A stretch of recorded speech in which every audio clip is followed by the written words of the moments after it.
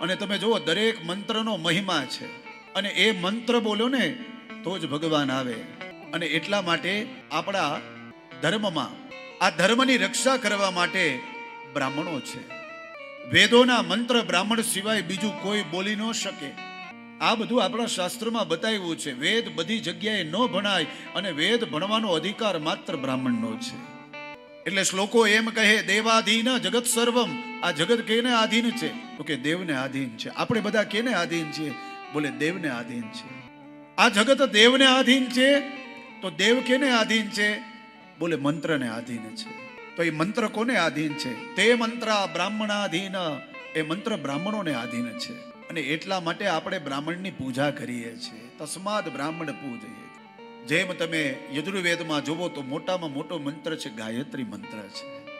એમને એમ ગાયત્રી મંત્ર ન બોલાય અધિકાર વગર. એનું ફળ પણ નથી. કદાચ તમે 100 જણા ભેગા થઈને આહુતિ આપો ને તો એનો કોઈ અર્થ નથી, એનું કોઈ ફળ નથી.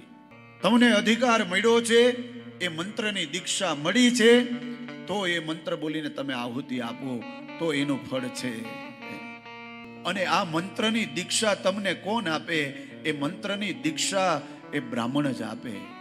બ્રાહ્મણ સિવાય કોઈ બીજો અન્ય વ્યક્તિ મંત્રની દીક્ષા આપી નથી શકતો.